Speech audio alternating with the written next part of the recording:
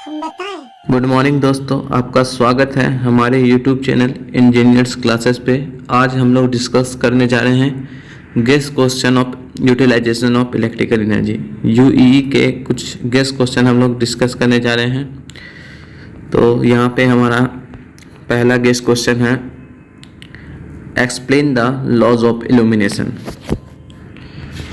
Illumination के कौन कौन से लॉ हैं, यहाँ हम लोग को डिस्कस करना है। Explain the laws of illumination पहला गेस क्वेश्चन है। तो according to laws of illumination हमारे पास दो लॉ है, एक इन्वर्स स्क्वायर लॉ है और दूसरा लैम्बर्ट कोसाइन लॉ है। इन्वर्स स्क्वायर लॉ के अकॉर्डिंग जो इल्यूमिनेशन होता है उस सरफेस का इन्वर्सली प्रोपोर्शनल होता है। इसके बीच सोर्स और सरफेस के स्क्वायर के दूरी के बीच जो दूरी होता है उसके इन्वर्सली प्रोपोर्शनल होता है, इन्वर्स स्क्वायर लॉ। और दूसरा लॉ है यहाँ पे लैम्बर्ट कोसाइन लॉ। तो लैम्बर्ट कोसाइन लॉ के अनुसार जो इल्यूमिनेशन होता है किसी सरफेस का वो डायरेक्टली प्रोपोर्शनल होता है कोसाइन एंगल, जो हमारे नॉर्मल और डायरेक्शन ऑफ लाइट के बीच जो एंगल होता है उसके कोसाइन ऑफ एंगल के डायरेक्टली प्रोपोर्शनल होता है। तो यहाँ पे हमारा पहला क्वेश्चन गेस क्वेश्चन है, explain the laws of illumination.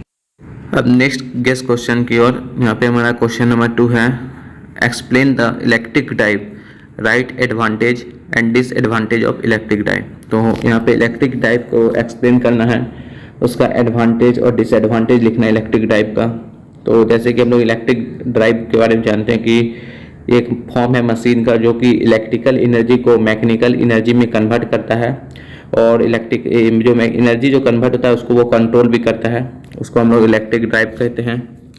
यहाँ पे एडवांटेज और डिसएडवांटेज भी इलेक्ट्रिक ड्राइव का लिखना है। कुछ एडवांटेज डिस्कस कर लेते हैं हम लोग। इलेक्ट्रिक ड्राइव के एडवांटेज हैं, ये हम लोग का इकोनॉमिकल होता है, इसमें किसी भी प्रकार का क्लीन है, ये फ्लेम ऐसे कुछ नहीं प्रोड्यूस होता है इसमें। कॉम्पैक्ट इन साइज होता है, इसका एफिशिएंसी हाई होता है, स्पीड कंट्रोल हम लोग आसानी से कर सकते हैं, स्मूथ एक्सेलरेशन होता है, रिमोट को रिमोटली कंट्रोल भी होता है, रिमोट से भी कंट्रोल कर सकते हैं, इसका लाइफ लॉन्ग होता है, स्टार्टिंग मेथड इजी होता है, और ये हम लोग के स्टार्टिंग टॉर्क जो होता है इसका वो भी बढ़िया होता है।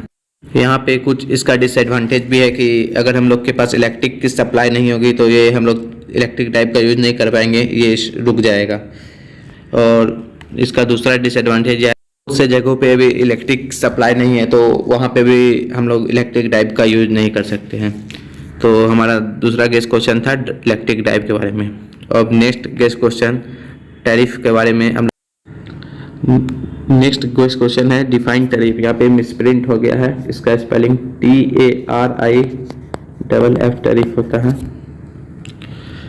और इसके टाइप्स के बारे में पढ़ना है। टैरिफ एक रेट है जिसके कारण इलेक्ट्रिकल एनर्जी जो कंज्यूमर इलेक्ट्रिकल जिस रेट पे लेता है उसी को हम लोग टैरिफ कहते हैं।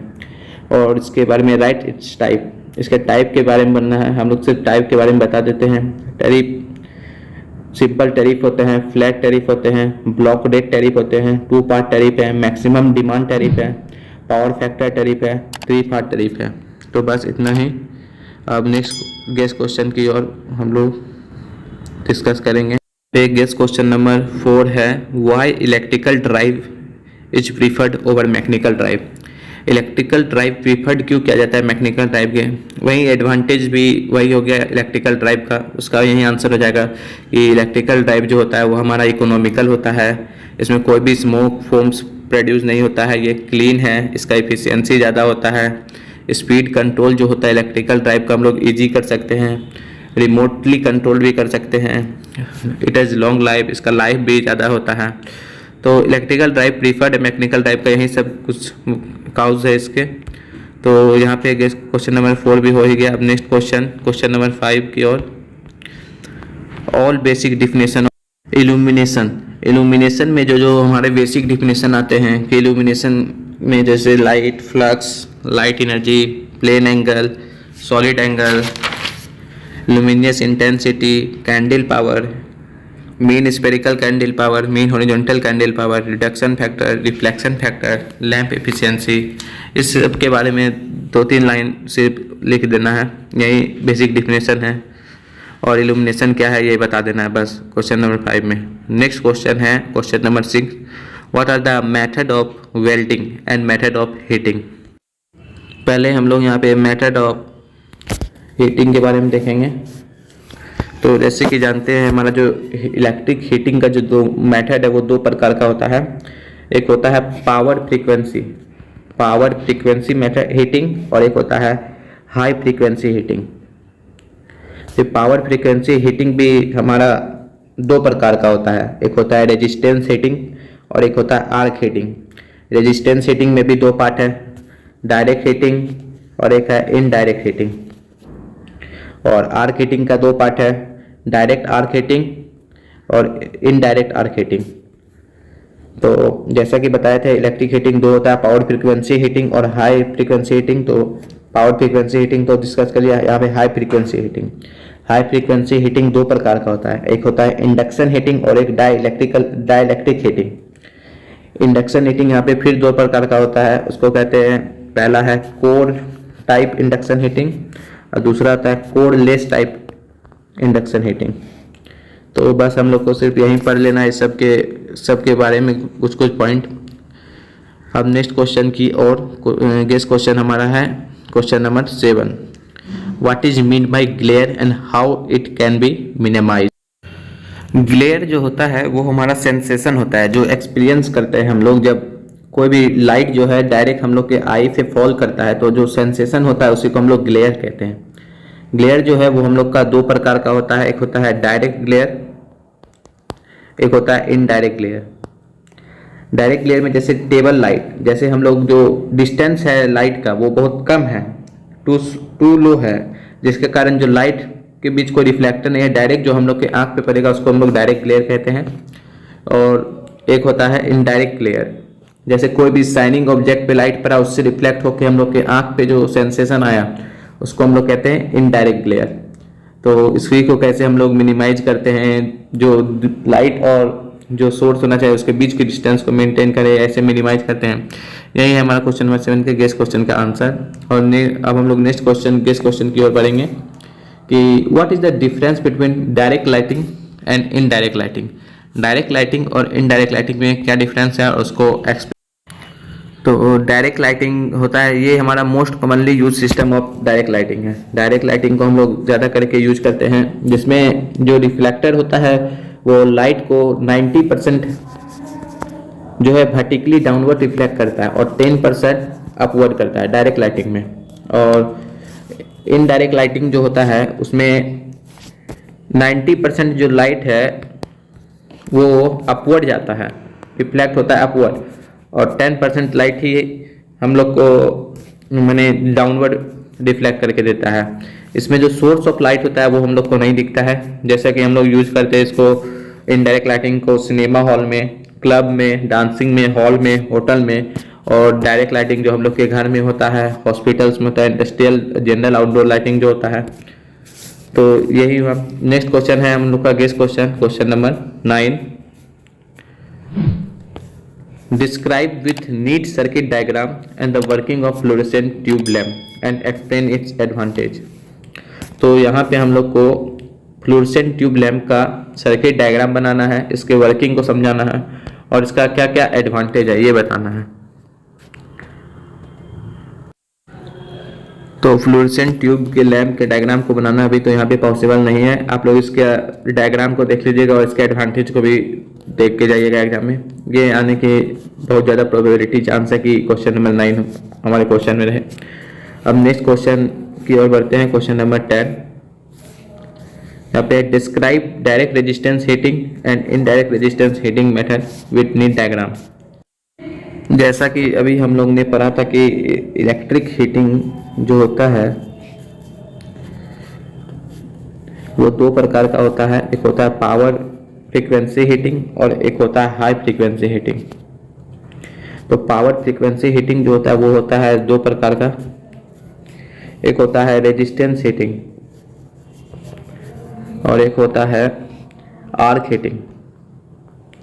रेजिस्टेंस हीटिंग दो प्रकार का होता है, डायरेक्ट रेजिस्टेंस हीटिंग और इनडायरेक्ट रेजिस्टेंस हीटिंग। तो हम लोग को यहाँ पे डिस्कस करना है डायरेक्ट रेजिस्टेंस हीटिंग और इनडायरेक्ट रेजिस्टेंस हीटिंग के बारे में।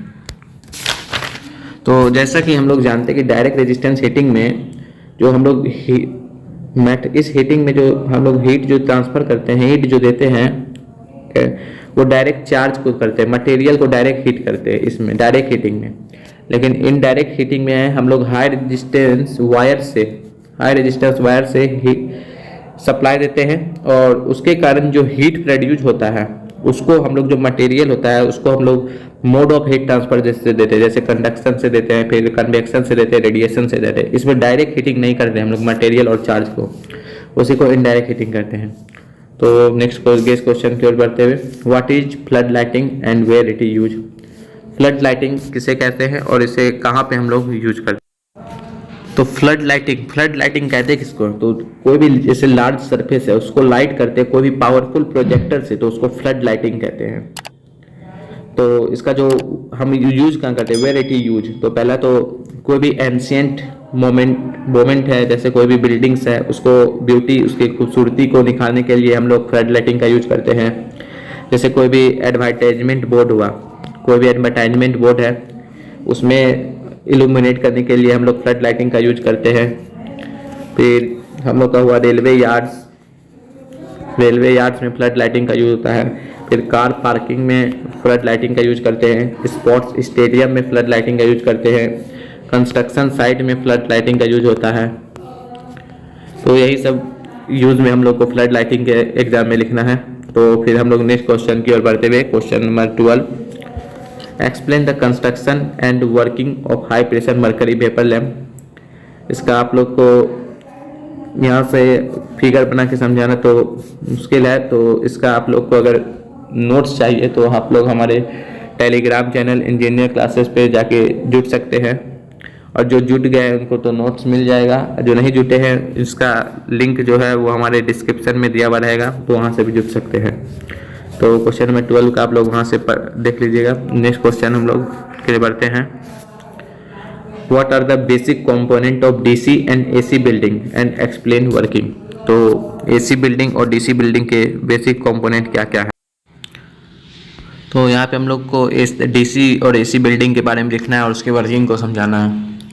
तो नेक्स्ट क्वेश्चन की ओर बढ़ते हैं, question number 14, explain direct lighting and semi direct lighting and indirect lighting scheme. अभी क्वेश्चन रिपीट हो गया है, सिर्फ इसमें सेमी डायरेक्ट लाइटिंग ऐड हो गया है। तो डायरेक्ट लाइटिंग जिसे हम लोग बताया, जैसे हम लोग यूज करते हैं रोज हम लोग के घर में, जो हाउस में होता है सबको डायरेक्ट लाइटिंग कहते हैं, जिसमें 10% जो लाइट है वो अपवर्ड रिफ्लेक्ट होता है और 90% लाइट जो है वो डाउनवर्ड रिफ्लेक्ट हो, उसे डायरेक्ट लाइटिंग कहते हैं। सेमी डायरेक्ट लाइटिंग में 60 to 90% जो लाइट होता है वो हमारा सरफेस पे फॉल होता है, 60 to 90% लाइट, उसको सेमी डायरेक्ट लाइटिंग कहते हैं। इस सबको हम लोग ऑफिसेस में यूज करते हैं, रिसेप्शन में सेमी डायरेक्ट लाइटिंग का यूज होता है। और तीसरा है हमारा इनडायरेक्ट लाइटिंग स्कीम, जिसमें 90% लाइट अपवर्ड रिफ्लेक्ट हो जाता है और 10% लाइट जाता है, जिसमें हम लोग सोर्स ऑफ लाइट को नहीं देख सकते हैं। ये हम लोग डेकोरेटिव पर्पस में यूज होता है, सिनेमाज में, क्लब्स में, डांसिंग्स में, होटल्स में। तो यहाँ पे ये क्वेश्चन 14 नंबर में हो गया। अब नेक्स्ट क्वेश्चन हमारा जो एग्जाम पॉइंट ऑफ व्यू से इम्पोर्टेंट है वो है, शॉर्ट नोट्स है हमारे, mean horizontal candle power, rheostatic braking, incandescent lamp, resistance welding. तो यहाँ पे भी हम लोग को कुछ 3-3, 4-4 पॉइंट इन सब के बारे में भी लिखना होगा। तो आज बस इतना ही क्वेश्चन, और हम लोग कुछ इंपॉर्टेंट क्वेश्चन यूटिलाइजेशन का और क्वेश्चन को लेके आएंगे। इस इतने क्वेश्चन में 60 to 70% क्वेश्चन आपके एग्जाम में ज़रूर से ज़रूर आएंगे। बस आज इतना ही, धन्यवाद। दोस्तों अगर आपको ये वीडियो पसंद आए तो वीडियो को लाइक करें, सब्सक्राइब करें और इस घंटे को बजाय ऑल प्रेस करें हमारी वीडियो सबसे पहले देखने के लिए।